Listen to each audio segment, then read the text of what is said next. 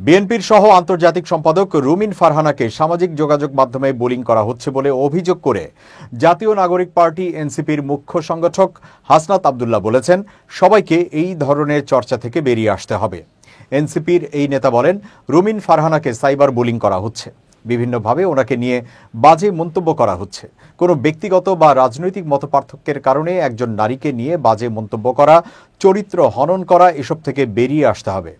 জাতীয় সংসদ ভবনের সামনে গুম হয়ে যাওয়া ব্যক্তিদের স্বজনদের সংগঠন মায়ের ডাক আয়োজিত বিশেষ আলোকচিত্র প্রদর্শনী ঘুরে দেখার পর হাসনাত আব্দুল্লাহ সাংবাদিকদের সঙ্গে কথা বলেন। এই সময় সাংবাদিকদের এক প্রশ্নের জবাবে তিনি একথা বলেন, নিজেদের মধ্যে বিভেদ তৈরি করলে সেই সুযোগ আওয়ামী লীগ নেবে বলে উল্লেখ করেন হাসনাত আব্দুল্লাহ।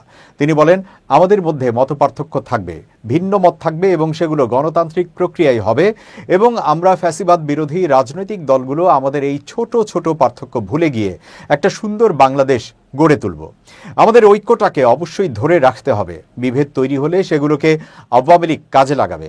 রাজনৈতিক দলগুলোর মধ্যে ঐক্যের যে ফাটল ধরেছে সেটি থেকে আওয়ামী লীগ ছাড়া আর কেউ কিন্তু লাভবান হচ্ছে না। হাসনাত আব্দুল্লাহকে নিয়ে রুমিন ফারহানার পোস্ট প্রসঙ্গে এক প্রশ্নের জবাবে তিনি বলেন, কুৎসা, ব্যক্তিগত কুৎসা, তারপর হচ্ছে ভিন্নমত দমন, ব্যক্তিগত চরিত্র হনন, এই বিষয়গুলো হচ্ছে গণতন্ত্রের শত্রু। 5 আগস্টের পূর্বে যে ক্রিয়াশীল রাজনৈতিক দলগুলো রাস্তায় নেমে ঐক্যবদ্ধ হয়েছে সেটি ধরে রাখতে হবে।